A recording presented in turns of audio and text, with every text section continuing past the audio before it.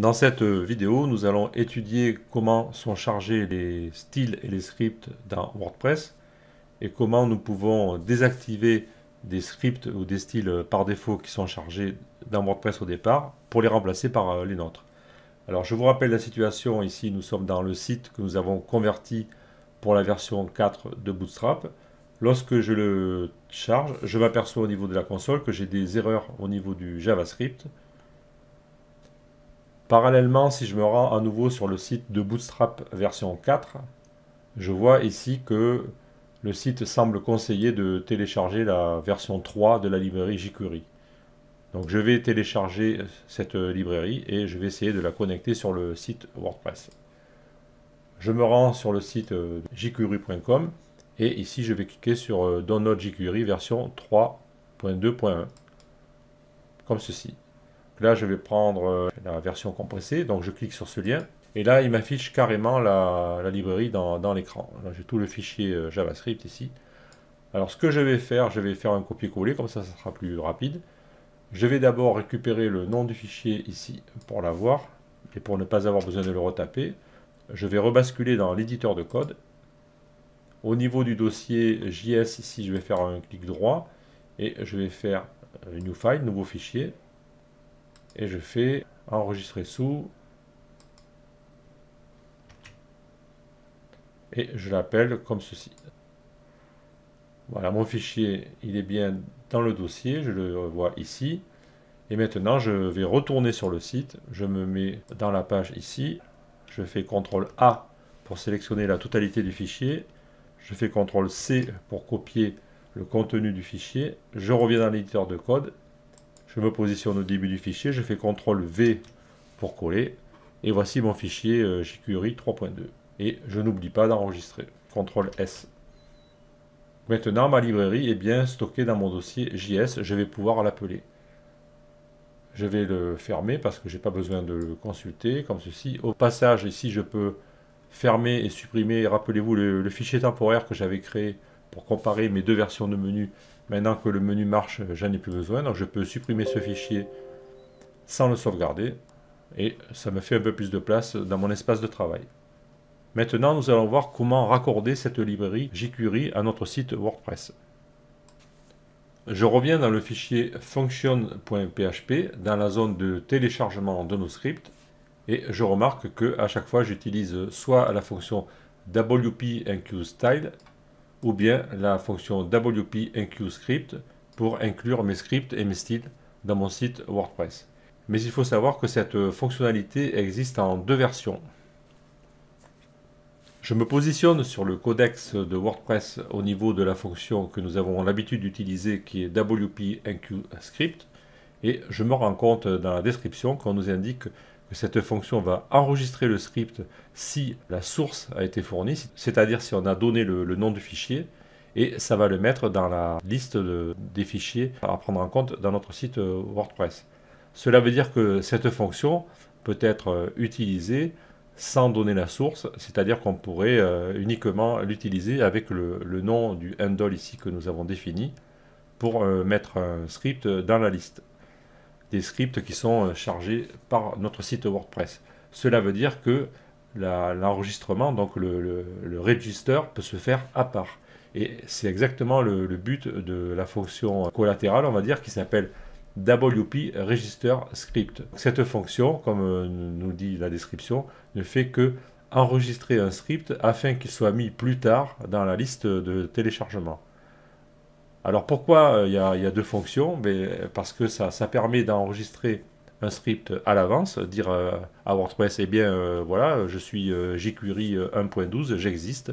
Si tu veux me télécharger, à ce moment-là, il faut m'appeler. Et c'est ce qui se passe ici, lorsque nous appelons le chargement de la librairie popper.min.js en la faisant dépendre de jQuery.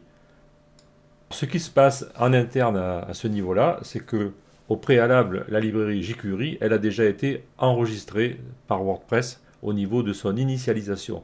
C'est-à-dire que la fonction WP Register Script concernant jQuery est déjà effectuée. Ça fait partie de l'initialisation de WordPress. Ensuite, pour appeler jQuery, il suffirait de faire WP include script de jQuery. Mais étant donné que nous le déclarons en dépendance ici à travers ce tableau d'une librairie que nous voulons télécharger, à ce moment-là, WordPress va effectuer l'opération enqueue automatiquement sans qu'on ait besoin de le faire. C'est pour ça que les deux fonctions sont séparées. Ça permet de préparer à l'avance l'enregistrement des dépendances et on les appelle au besoin lorsque l'on en a besoin. C'est-à-dire que si on n'a pas besoin du tout de jQuery, si on ne l'appelle jamais en tant que dépendance, et si on ne fait pas WP enqueUscript de jQuery, jQuery ne sera jamais téléchargé dans notre site WordPress. Si on n'en a pas besoin, il n'est pas nécessaire de le télécharger. Par contre, il est déjà enregistré avec les paramètres qu'il faut. Il suffit, pour l'appeler, de le mettre en dépendance de notre script. Alors, pourquoi je vous raconte tout ça? Parce que si on peut enregistrer, donc si on peut faire WP register d'un script, on peut aussi le désenregistrer. Et c'est pour ça qu'il existe une fonction qui s'appelle ici WP deregister script.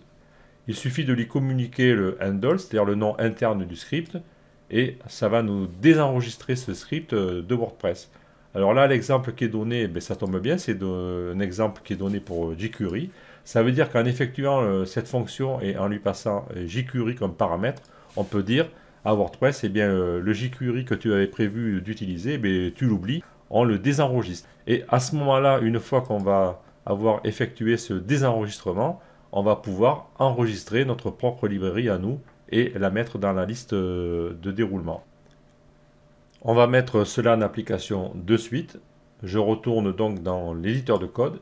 Au niveau de mon fichier toujours functions.php et je vais me positionner au niveau du début de la zone de chargement des scripts. Ici, je vais faire un peu de place et je vais coller un bout de code que j'ai préparé. Le voici.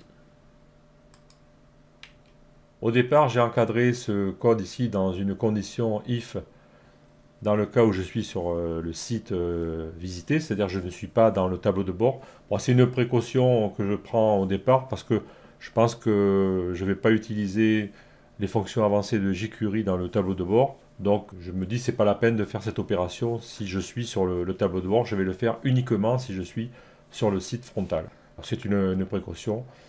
Ensuite, je vais appliquer la fonction WP deregister script à jQuery. Donc, c'est-à-dire que ici, à cette ligne 30, après cette ligne, jQuery sera inconnu de WordPress, puisque je l'aurai désenregistré. Tout de suite après, je vais enregistrer mon script à moi. C'est une fonction WP register script avec le handle, donc je reprends le même, hein, ça c'est possible, puisque je viens de le désenregistrer juste avant, le handle redevient disponible. Je pourrais l'appeler jQuery 3 si je voulais. Par contre, si je fais ça après, il faudra le répercuter dans tous les appels de dépendance. Donc, vous pouvez changer le handle, mais attention, il faut après que ça corresponde à vos appels. Donc là, je vais garder jQuery. J'indique l'emplacement du fichier, donc je l'ai copié dans mon dossier JS du thème. Il s'appelle jQuery 32.min.js. C'est le fichier que nous avons copié tout à l'heure. Rappelez-vous, à partir du site web en faisant un copier-coller. Lui, il n'a pas besoin de dépendance, donc je mets un tableau vide. Je lui continue de lui mettre le numéro de version et je lui mets true pour le charger dans le pied de page, comme on a l'habitude de le faire. Et tout de suite après, je le mets dans la liste d'exécution avec la fonction WP enqueUscript. Ici, j'aurais pu faire comme j'ai fait au préalable, c'est-à-dire utiliser uniquement la fonction WP enqueUscript, c'est-à-dire que ici j'aurais pu remplacer WP register script par WP enqueUscript et supprimer cette ligne. J'aurais pu le faire. Mais là, je l'ai fait pour vous montrer comment on peut utiliser les deux fonctions. C'est-à-dire que WP register script, lui, il ne fait que dire en interne à WordPress que cette librairie, elle existe, elle est là, dans ce fichier, dans ce dossier, etc. Mais rien ne se passe.